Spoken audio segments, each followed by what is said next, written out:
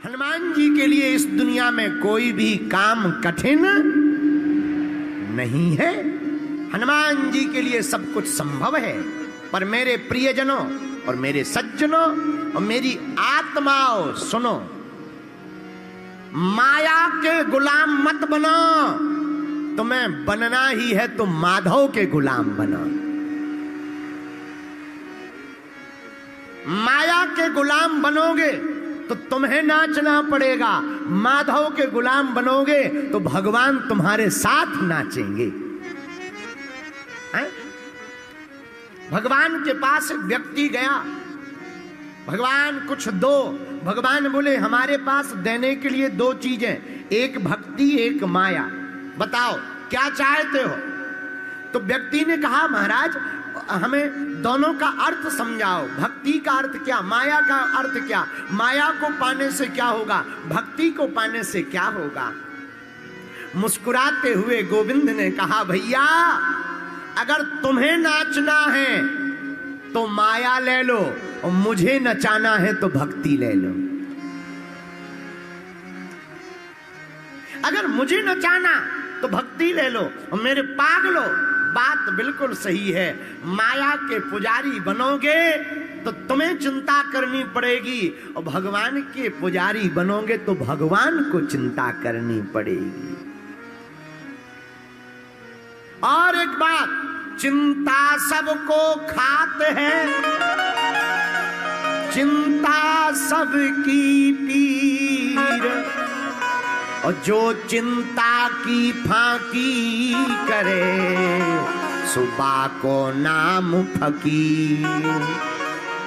चिंता सबको खाती है, इसलिए मेरे प्रियजनों हमारी प्रार्थना है, तुम्हें महान बनना है तो याद रखना आज की हमारी कथा को तुम अपनी जिंदगी की डायरी में नोट कर लेना। मेरे पागलों, कोई भी इंसान भवनों से महान नहीं बनता है, भावनाओं से महान बनता है? साधन से महान नहीं बनता, साधना से महान बनता है। उच्चारण से महान नहीं बनता, उच्च आचरण से महान बनता है। तो अगर तुमको महान बनना है एक ही उपाय है, क्या? प्रभु के चरणों को पकड़ लो। किसको पकड़ लो? अरे जरा जोर से तो बोलो, किसको पकड़ लो? अच्छा महाराज आप कोई उपाय बताइए कि भगवान को पाया जा सके।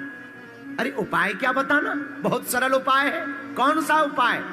एक है हमारी नजर में पोस्टमैन, जो तुम्हें राम जी से मिलवा सकते, तुम्हारी खबर को आदान प्रदान कर सकते। कौन? तुम्हारे भजन राम को पावे, तुम्हारे भजन राम को पावे, तुम्हारे भजन राम को पावे, तुम्हारे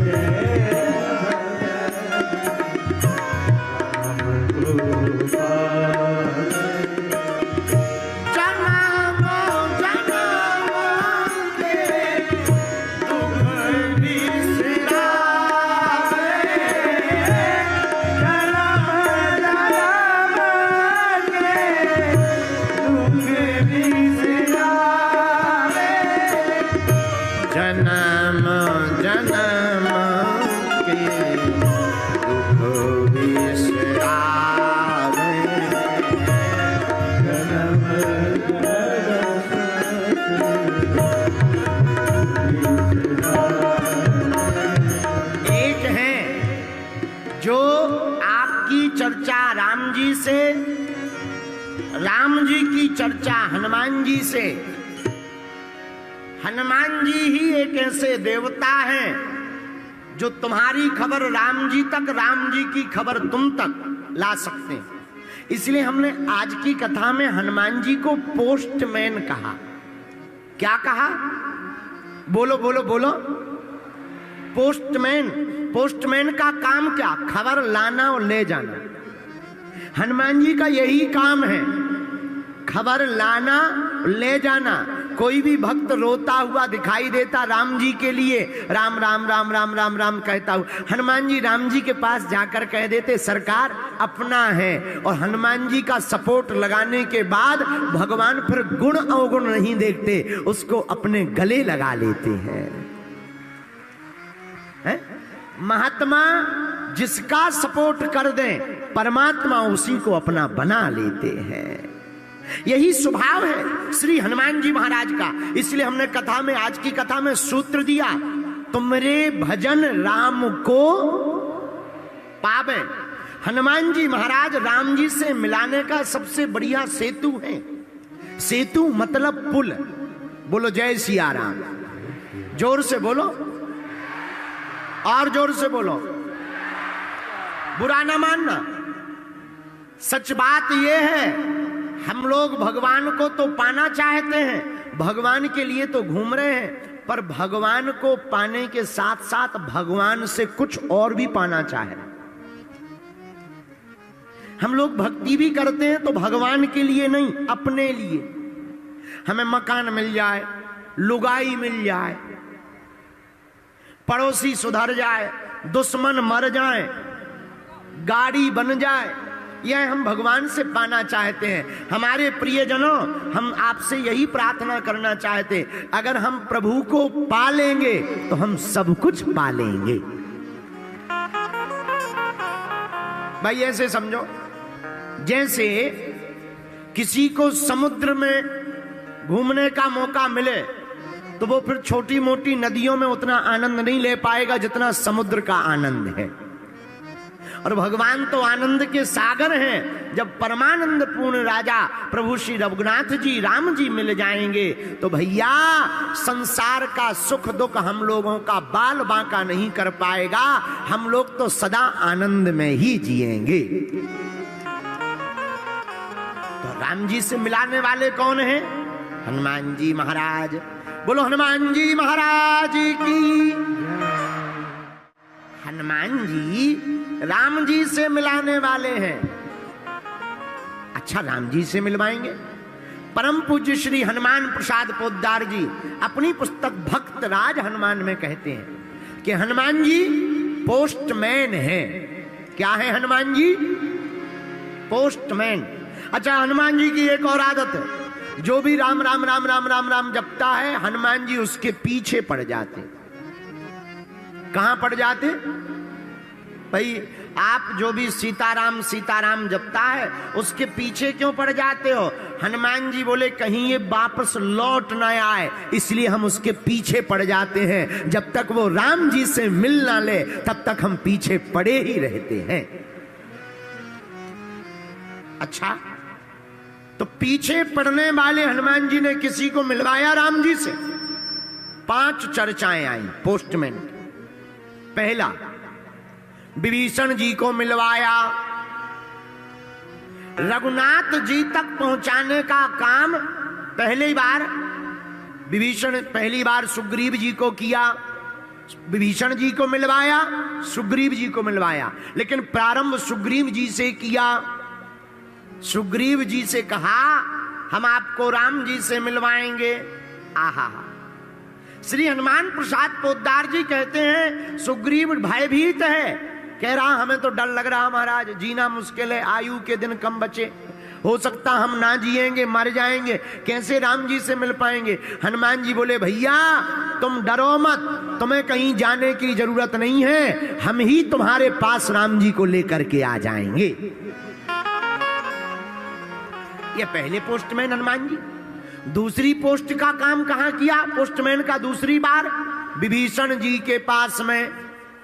और विभीषण जी के पास में तो ऐसा पोस्टमैन का काम किया, और धन्य है विभीषण जी, तुम्हारो मंत्र विभीषण माना, लंकेश्वर भय सब जग जाना।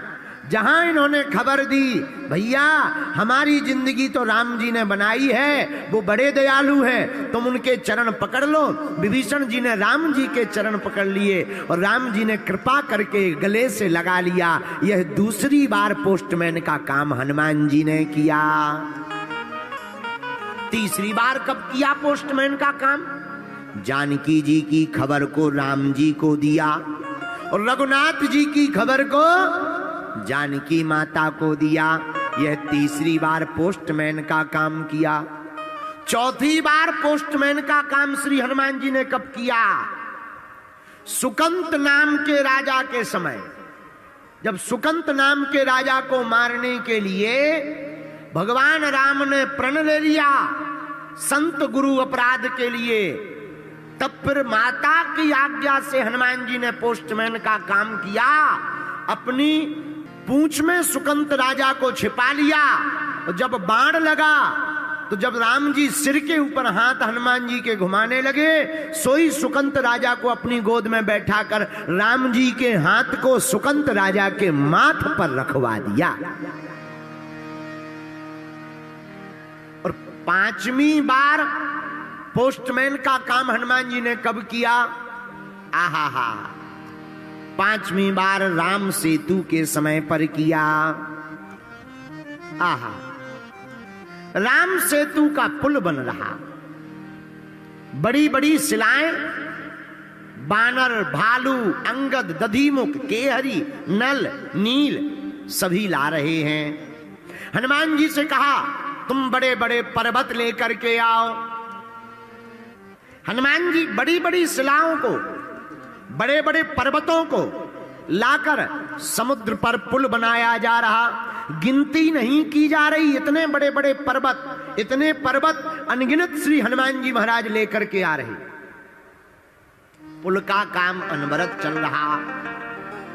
एक पर्वत को लाते समय रास्ते में सूचना मिली हनुमान जी को कि राम जी ने, रघुनाथ जी ने कहा राम सेतु बंधन का कार्य पूर्ण हो गया, अब पर्वत जो जहां है वहीं पर रख दो, यहां लाने की आवश्यकता नहीं है। एक पर्वत को लेकर उड़कर चले आ रहे थे हनुमान जी, उसी पर्वत को वहीं पर रख दिया, बीच रास्ते में रख दिया। वो जगह कौन सी थी? श्री धाम वृंदावन के नजदीक में गोवर्धन। वहां पर पर्वत को रखा तो वह पर्वत प्रकट होकर रोने लगा। क्या बात है, क्यों रो रहे हो? हाथ जोड़ते हुए गोवर्धन जी कहने लगे महाराज, आज तक का रिकॉर्ड हमने देखा, आपको जिसने भी अपना बनाया या आपने जिसका भी हाथ पकड़ा वो भगवान से जरूर मिला, पर मेरा ऐसा कौन सा पाप है कि आपने मुझे हाथ पर भी रखा फिर भी मैं भगवान से नहीं मिल पा रहा। मेरे अपराध को बताया जाए, मेरी कौन सी भूल है जो मैं भगवान से नहीं मिल पा रहा हूं? क्या मुझे भगवान के दर्शन नहीं होंगे? क्या मैं भगवान से नहीं मिल पाऊंगा? आपने तो अपने हाथ पर रखा, आप तो महात्मा हैं, संतों के भी संत हैं, क्या राम जी के दर्शन नहीं होंगे? श्री हनुमान जी महाराज उसकी रोती हुई वाणी को सुनकर के बोले, भैया तुम रो मत, भगवान की आज्ञा हमारे लिए सर्वोपरि है, पर तुम चिंता मत करो, हम कुछ संदेशा राम जी से लाकर तुमको देते। राम जी के पास गए, सरकार सब पर्वतों को स्वीकार किया, पर एक गोवर्धन नाम का पर्वत हम ला रहे थे सेतु बंधन के लिए, आपने मना कर दिया, हमने उसे बीच रास्ते में रख दिया सो तो कोई बुराई नहीं है, पर वो रो रहा है बेचारा, आंखों में आंसू भर के कह रहा क्या हमें भगवान के दर्शन नहीं मिलेंगे? राम जी बोले, भैया हनुमान, सेतु बंधन का काम तो पूरा हो गया, लेकिन अगर वह पर्वत रो रहा और तुमने उसे अपने हाथ पर रखा तो तुमने तो अपने हाथ पर रखकर अपने सम में रखा होगा, जाकर के तुम वचन दे आओ, हम द्वापर युग में जब श्री कृष्ण अवतार लेकर के आएंगे उस पर्वत को दर्शन भी देंगे और अपनी उंगली पर उठाकर अपने सिर पर रखेंगे। हम सम में नहीं, तुम महात्मा हो, महात्मा जिसे स्वीकार कर ले उसे हम सिर पर रखेंगे। हनुमान जी की आंखों से आंसू आ गए। आहा, गोवर्धन पर्वत के पास आए, भैया तुम्हारे भाग्य खुल गए। क्या भाग्य खुल गए महाराज? क्या राम जी ने हमें बुलाया है? नहीं नहीं नहीं, जाना तो कैंसिल हो गया, टिकट तो कैंसिल हो गई, फ्लाइट बुक हो गई, जाना कैंसिल है, तो क्या हमें दर्शन नहीं मिलेंगे? अरे नहीं भैया, वचन दे दिया रघुनाथ जी ने। क्या बोले? द्वापर युग में जब वह कृष्ण अवतार लेंगे तब एक दिन नहीं, एक घड़ी नहीं, 7 दिन तक तुम्हें सरकार के दर्शन होंगे और अपनी अंगुली पर तुमको धारण करेंगे। वह पर्वत भी बड़े गदगद हो गए। इस कथा से सिद्ध होता है मेरे प्रियजनों, मेरी आत्माओं, महात्मा जिसको गले लगा ले उसे परमात्मा भी गले लगा लेते हैं। और हनुमान जी जिसकी बाह पकड़ ले उसे राम जी प्राप्त हो जाते हैं। बोलो जय बजरंग बली, जोर से बोला। तो हनुमान जी महाराज की कथा क्यों आवश्यक है? क्योंकि हनुमान जी हैं पोस्टमैन। क्या है हनुमान जी? पोस्टमैन। हनुमान जी का काम क्या? भक्त की कथा, भक्त की खबर भगवान को देना, भगवान का संदेशा भक्त को देना। इसीलिए कलयुग में तुम्हें राम जी के, शंकर जी के मंदिर मिले या ना मिले, पर हमारे बजरंग बली के मंदिर जरूर मिल जाएंगे। इसलिए कलयुग में इनकी बड़ी महिमा है। इसलिए भैया, अगर भारत के लोग और भारत के युवान और भारत में रहने वाले प्रियजन अगर हनुमान जी की भक्ति करते हैं और हनुमान जी का चरित्र जीवन में उतारेंगे तो हम दावे के साथ कह सकते हैं भारत को विश्व गुरु बनने से कोई नहीं रोक सकता। बोलो जय सिया राम, जोर से बोलो। हनुमान जी के लिए कोई भी काम कठिन नहीं है। कवन सुकाज कठिन जय गोहाई, कवन सुकाज कठिन जय गोहाई, जो नहीं हो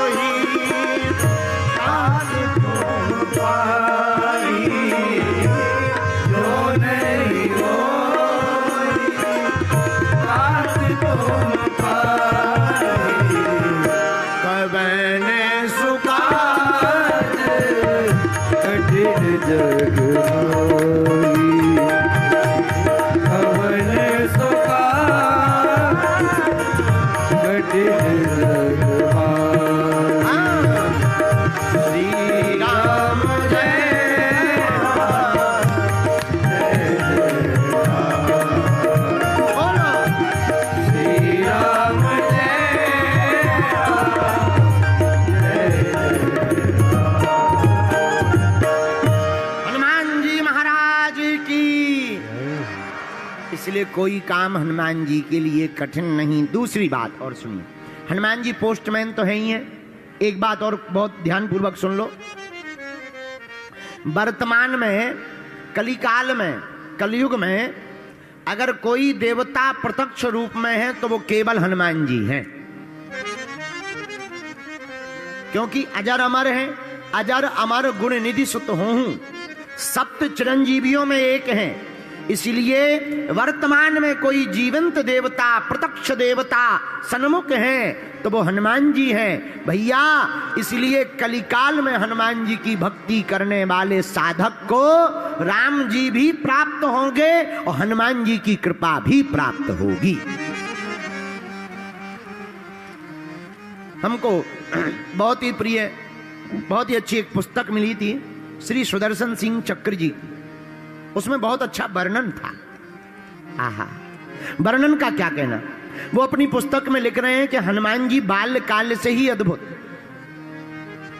जब बचपन में छोटे से बालक थे हनुमान जी, और उनको जब माताएं या गांव के लोग जो आसपास रहने वाले लोग थे वनवासी, वो गोद में लेते थे तो उनका ज्वर मिट जाता था। इसलिए प्रायः प्रातः काल से ही हनुमान जी के दरवाजे पे भीड़ लगी रहती थी। बोले क्यों? बोले उनको कोई गोद में ले ले तो इतना तेज था कि कैसा भी थका हुआ, बीमार, रोगी, कोढ़ी, बुखार में पड़ा हुआ आदमी हो, हनुमान जी को जो गोद में खिला लेता था उसका रोग मिट जाता था। इसलिए हनुमान जी को गोद में लेने के लिए बड़े बड़े महात्मा लाइन में लगे रहते थे। कितनी अद्भुत बात है। जो बचपन में ही पीड़ा मिटाने वाले, संकट हरने वाले हों, वो तो वर्तमान में भी संकट मोचन है। इसलिए भैया ऐसे हनुमान जी की भक्ति करने वालों के आसपास तो संकट आ ही नहीं सकता है। बोलो जय सिया राम। लेकिन हम लोगों की पूजा भी आजकल बड़ी विचित्र हो गई। एक संत जी हमसे कहते थे बड़ी विचित्र बात, तन से पूजा कर रहे मनवा गया बाजार, और कैसे रीझ है सांवरा जुड़े न दिल के ताल। ज्यादातर लोग तन से पूजा करते हैं, मन का पता नहीं कहां घूम रहा है। पता लगा कि मन घूम रहा सांचौर की चाट खा रहा है, फुल्की पी रहा है। फिर बाद में मिलते हैं, गुरुजी इतने दिन हो गए हनुमान जी की कृपा नहीं हो रही। ठटरी के बरे हनुमान जी की कृपा पानी है तो तन से पूजा की आवश्यकता नहीं है। हनुमान जी की कृपा को पाने के लिए मन से पूजा की आवश्यकता है।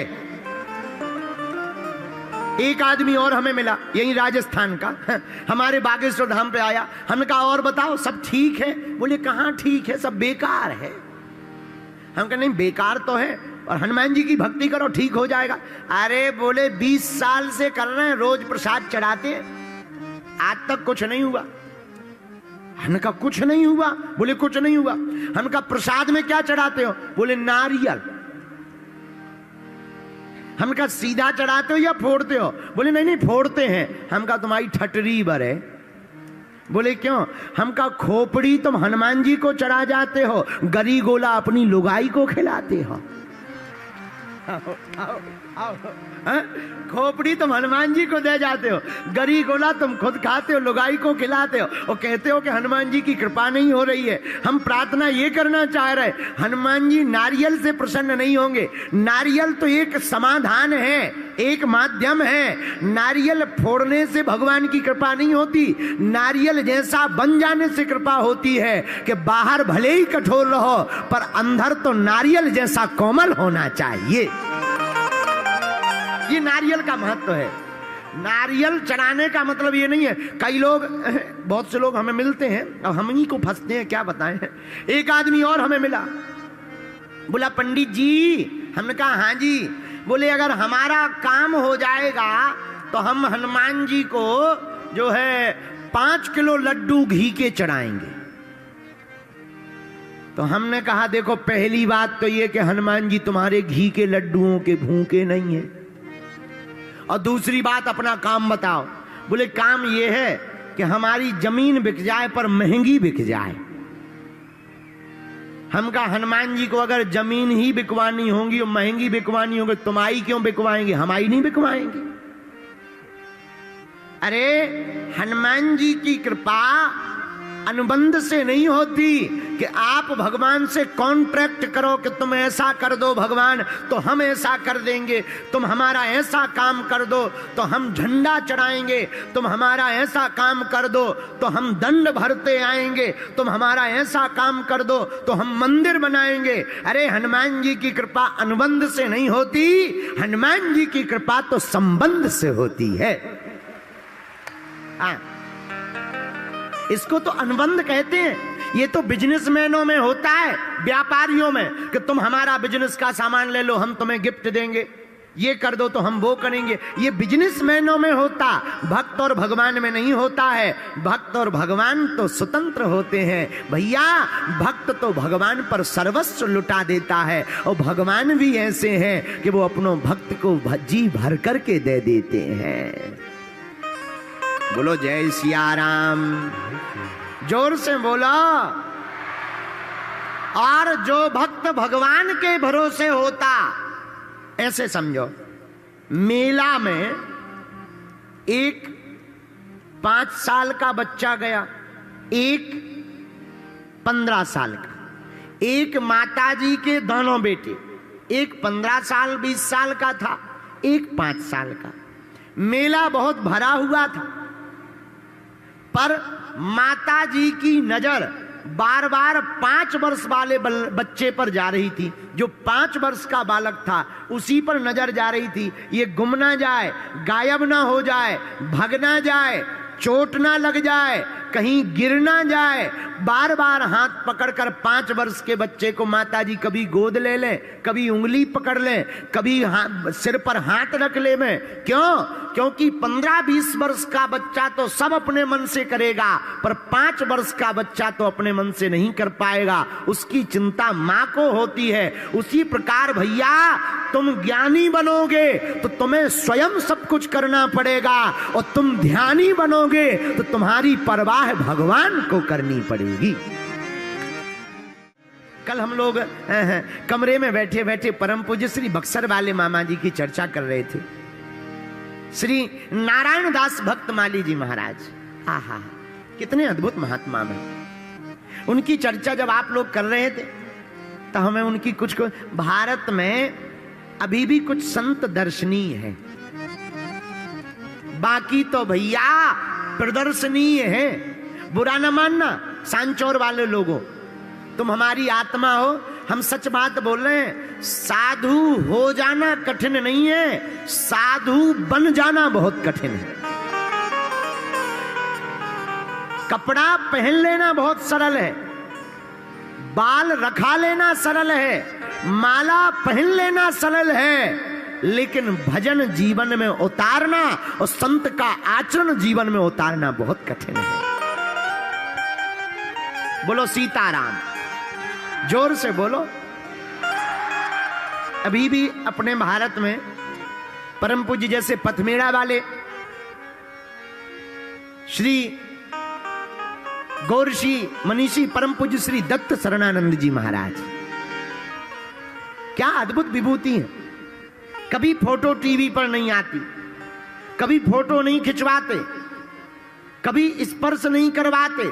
क्या नियम है, क्या परंपराएं हैं। भारत में कुछ ही महात्मा हैं जो दर्शन करने योग्य हैं। आज ही आते समय हमारी बात बरसाने वाले परम पूज्य श्री विनोद बाबा जी से हो रही थी। आहा, क्या विभूति है। श्री राधा रानी जी की कितनी अद्भुत भक्ति है। बात करते करते ही उनके नेत्र सजल हो जाते। 18 घंटे श्री राधा रानी जी का भजन करते, एक ही झोपड़ी में पड़े रहते, ब्रज छोड़कर कहीं बाहर नहीं जाते। भैया, ऐसे संतों का भारत में अब होना बड़ा कठिन है। चाहे वो पथमेड़ा वाले महाराज जी हो, चाहे वो बरसाने वाले पूज्य श्री विनोद बाबा जी हो, चाहे वह जगत गुरु तुलसी पीठाधीश्वर चित्रकूट वाले पूज्य गुरुदेव भगवान हो, चाहे वह मलूक पीठ वाले पूज्य महाराज जी जगत गुरु द्वाराचार्य श्री राजन दास जी महाराज जी हो। ऐसे संतों के दर्शन वर्तमान के समय में सतयुग स्वर्ण काल युग है। इस कलिकाल में ऐसे संतों के दर्शन करना ही परमात्मा के दर्शन करना है। बोलो जय सिया राम। तो हम आपको बता रहे थे कि भगवान को चिंता होती है, तो मामा जी का एक वाकिया है। जिन संत के बारे में हम बता रहे, उनका शरीर तो नहीं है पर वो आज भी है। बिहार प्रांत के बक्सर जिले में पांडेपट्टी नामक गांव में आपका जन्म हुआ था। श्रीमन नारायण चतुर्वेदी जी के यहां। आहा, बड़े अद्भुत महात्मा। गुरुजी ने इनका नाम श्री नारायण दास भक्त माली जी रखा। होमगार्ड की नौकरी करते थे। नौकरी छोड़ दी और गीतों को संगीतों को गा गा कर मंदिरों में जाकर के भगवान के भजन सुनाने लगे। आर्थिक स्थिति ठीक नहीं थी। भक्तमाल जी की कथा पढ़ने के लिए वृंदावन आना था। तो यह पटना रेलवे स्टेशन पर गए। तो टिकट के लिए रुपया तो थे नहीं, पर इन्होंने सोचा अब जो होगा श्री किशोरी जी कृपा करेंगी, अब वहीं देखा जाएगा। और पटना रेलवे स्टेशन पर आकर बैठ गए। अब टिकट है नहीं, कैसे जाएं? महात्मा आदमी कहीं टीसी पकड़ ले, बेइज्जती कर ले, जेल में डाल दे, अच्छा नहीं लगेगा। वहीं एक कोने में रेलवे स्टेशन पर बैठकर आंखों में आंसू भरकर रोने लगी। श्री किशोरी जी को प्रणाम करने लगे और आंखों में आंसू भरकर रोने लगे। भैया, आपने अपने मुंह से खुद इस घटना को कई बार कहा। भक्तमाली जी कहते हैं कि हमारे सामने बैठे हुए एक सरदार जी उठे और झट से अपनी टिकट निकालकर बोले, क्यों बाबा, दिल्ली जाना है क्या? तो श्री मामा जी बोले कि हमको दिल्ली नहीं जाना, हमको तो वृंदावन जाना है, पर आप क्यों पूछ रहे? तो सरदार जी बोले, महाराज हमें कोई जरूरी काम आ गया और हमारी टिकट दिल्ली तक की है, हमें जरूरी काम से वापस जाना है, हमारा फोन आ गया, अगर तुम्हें दिल्ली जाना हो तो ये टिकट हमारी ले लो, हमारी टिकट स्लीपर में है, बढ़िया रिजर्वेशन है, रिजर्वेशन में बैठ करके चले जाओ। मामा जी कहते हमारी आंखों से आंसू आ गए। धन्य है किशोरी जी की कृपा कि अचानक सब व्यवस्था कर दी और उन्होंने टिकट ली और श्रीधाम वृंदावन पहुंच गए। भैया, इस घटना से हम आपको ये बताना चाह रहे हैं कि अगर तुम भगवान के भरोसे रहोगे तो तुम्हें अपनी चिंता स्वयं नहीं करनी पड़ेगी, भगवान को तुम्हारी सारी चिंता करनी पड़ेगी। आपकी चिंता भगवान की हो जाएगी, आपका काम भगवान का काम हो जाएगा, आपकी पीड़ा भगवान की पीड़ा हो जाएगी। और सांचौर के पागलों, मेरी आत्माओं, हम हाथ जोड़ करके तुमसे प्रार्थना करके कहना चाह रहे, अगर तुम हनुमान जी के हो जाओगे तो तुम्हारी चिंता तुम्हारी नहीं, हमारे वीर बजरंगबली की हो जाएगी।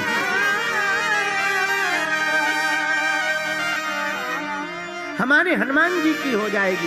व्यवस्था करने का काम हनुमान जी का हो, और हनुमान जी के लिए कवन सुकाज कठिन जग माही, कवन सुकाज कठिन जग माही, कवन सुकाज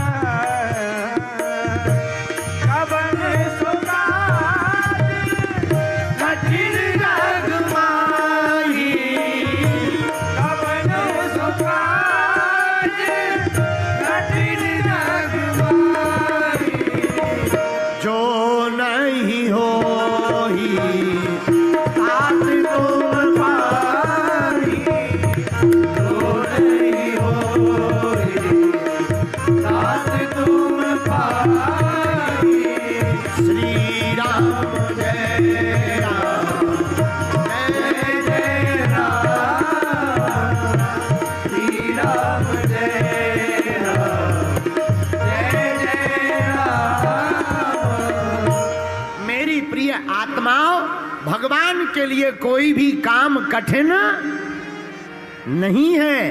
अगर तुम भगवान के भक्त हो जाओगे, अगर तुम हनुमान जी के साधक हो जाओगे, अगर तुम हनुमान जी के उपासक हो जाओगे, अगर तुम हनुमान जी के चरित्र को जीवन में उतारोगे, अगर तुम हनुमान जी की पूजा करोगे, अगर तुम हनुमान जी का बीज मंत्र ओम हम हनुमते नमः इस मंत्र का जाप करोगे तो तुम्हारी चिंता नहीं बचेगी, समस्त चिंताएं हमारे श्री वीर बजरंग बली की हो जाएंगी। हनुमान जी महाराज सर्व प्रकार समर्थ हैं, सभी प्रकार से बलवान हैं, सभी प्रकार से निपुण हैं, बुद्धिमताम वरिष्ठम भी हैं, बुद्धि बल भी तेज है। लेकिन भैया हम हनुमान जी की भक्ति तो करते हैं पर अपने स्वार्थ के लिए हनुमान जी की भक्ति करते, अपितु हम लोगों को हनुमान जी की कृपा पाने के लिए हनुमान जी की भक्ति करना चाहिए। एक बात और देखो, झंझटों जितनी ज्यादा हो उतनी आफत। कई लोगों को लगता है हमारे पास पैसा नहीं है, बड़ी आफत है, गरीबी बहुत है। बात ठीक है तुम्हारी, पर जितने झंझट आ जाएंगे, तुम्हारे पास पैसा आ जाएगा तो फिर टेंशन होगी। आज तुम्हें टेंशन है पैसा नहीं है, और कल तुम्हें फिर नई टेंशन हो जाएगी कि पैसा है तो रखें कहां। एक नई टेंशन है, इनकम टैक्स की टेंशन, ईडी की टेंशन, जीएसटी की टेंशन है, कहां खर्च करें, दुनिया को पता ना लग जाए, फिर और नई आफत खड़ी हो जाएगी। आज भी तुम झंझट में पड़े कि है नहीं, कल फिर नए झंझट में पड़ोगे कि क्यों है इतना। बोलो सीताराम। ये झंझट है, बहुत खतरनाक झंझट होते हैं, इसीलिए जो झंझट नहीं है भगवान को धन्यवाद दो। बोलो जय सिया राम। एक आचार्य जी कथा सुनाते थे, बहुत अच्छी कथा है, बहुत अच्छा उदाहरण देते थे। एक महात्मा मरने लगे तो शिष्यों ने कहा कि गुरुजी कोई ज्ञान दो, ज्ञान। तो गुरुजी बोले एक ही ज्ञान है, बिल्ली मत पालना। एक ही ज्ञान है, क्या नहीं पालना? बोलो बोलो, बिल्ली मत पालना। अब वो महात्मा मर गए। अब शिष्य बड़ा हैरान कि गुरुजी कह गए बिल्ली मत पालना, लेकिन आज तक समझ में नहीं आया कि बिल्ली क्यों नहीं पालना। तो दूसरे महात्मा ने बताया, बोले हम तुम्हारे गुरुजी को जानते हैं, हमें पता है हकीकत। बोले क्या? बोले क्या है, जब तुम्हारे गुरुजी नए नए बाबा बने तो जिस कुटिया में रहते थे वहां चूहे बहुत रहते थे। चूहे कपड़े फाड़ देते थे, चूहे लंगोट फाड़ देते थे। तो गांव वालों ने कहा महाराज चूहे अगर कपड़े फाड़ देते हैं तो बिल्ली पाल लो। तो महात्मा जी ने बिल्ली पाल ली कि कम से कम चूहे खाती तो रहेगी बिल्ली। और जब से बिल्ली आई सो चूहे कम हो गए, लेकिन एक नई आफत हो गई कि दूध चाहिए बिल्ली को। अब गांव वाले दूध कब तक दें? 10 दिन, 15 दिन, 20 दिन। 20 दिन बाद गांव वाले बोले महाराज अब रोज रोज दूध देने में झंझट है, एक काम करो एक गाय ले लो हमसे। महात्मा ने कहा ये बहुत बढ़िया है और अच्छा है, अब दूध तो चाहिए, सो बिल्ली के लिए गाय ले ली। अब गाय दूध तो दे रही, बिल्ली भी पा रही, लेकिन गड़बड़ यह हो गया कि अब गाय के लिए घास चाहिए। गांव वालों ने 2-3 महीना घास दी, पर गांव वाले बोले महाराज अब ऐसे हम कब तक घास देंगे तुम्हारी गाय को, एक काम करो हम लोगों से तुम 2 एकड़ जमीन ले लो, अपनी घास उगाओ, गाय को चराओ। महात्मा ने कहा कि यही ठीक है, अब गाय रखनी है, बिल्ली भाई बिल्ली रखनी है तो गाय चाहिए, और गाय रखनी है तो घास चाहिए, तो 2 एकड़ जमीन ले ली। अब जमीन में महात्मा अब चारा काटें कि भजन करें? तो गांव वाले बोले महाराज एक विधवा औरत है गांव में, इसको रख लो सेवा में, घास काटती रहेगी, कोई है नहीं बेचारी का। महात्मा बोले ये बात ठीक है, बेसहारा को सहारा देना चाहिए। महात्मा ने बेचारी विधवा को रख लिया। अब कुछ दिन तो उस स्त्री ने घास की सेवा की, चरणों की सेवा की, धीरे धीरे गांव में हल्ला उल्टा सीधा हो गया। गांव वाले बोले महाराज ऐसे काम नहीं चलेगा, अब चाहे जो हो जाए तुम्हें शादी करनी पड़ेगी। अंत में महात्मा जी को शादी करनी पड़ी। जब शादी करी तो फिर शिष्यों ने पूछा कि महाराज कोई ज्ञान? बोले एक ही ज्ञान है कि बिल्ली मत पालना। आओ, आओ, आओ, एक ही ज्ञान है कि बिल्ली मत पालना। गांव शिष्य बोले क्यों? बोले पूरा खेल तो बिल्ली से ही शुरू हुआ था। न चूहों को मारने के लिए बिल्ली रखते, न बिल्ली के लिए गाय रखते, न गाय के लिए खेत लेते, न चारा काटने के लिए लुगाई रखते, न आज शादी होती। इस कथा का आशय बहुत सीधा सीधा है। इस कथा का अर्थ ये है कि हम लोगों को झंझट पालना ही नहीं चाहिए। अगर झंझट पाल लिया तो फंसते जाओगे। हम लोगों को तो झंझटों से मुक्त होना चाहिए। उसका एक ही उपाय है, हनुमान जी की भक्ति को जीवन में पाल लेना चाहिए। बोलो सीताराम, जोर से बोलो, और जोर से बोलो, और जोर से बोलो। इसलिए भैया किसके चरण पकड़ना है हम लोगों को? क्योंकि इनके लिए दुनिया में कोई भी काम कठिन नहीं है। मीराबाई के लिए कौन सा काम कठिन रहा? अरे कोई काम कठिन नहीं रहा मीराबाई के लिए। खूब झंझट आए, राणा ने विष दिया, मानो अमृत पिया, पी गई, सांप भेजे गए, नाग भेजे गए, पर धन्य है मीराबाई, वो तो गोविंद के चरण पकड़े थी। तो सारी चिंता मीराबाई की नहीं, विष भी अमृत बन गया, इसकी चिंता भी हमारे गोविंद ने की। ऐसे ही सनातन धर्म और भक्ति आध्यात्मिक ज्ञान से जुड़ी वीडियो के लिए हमारे चैनल को सब्सक्राइब जरूर करें।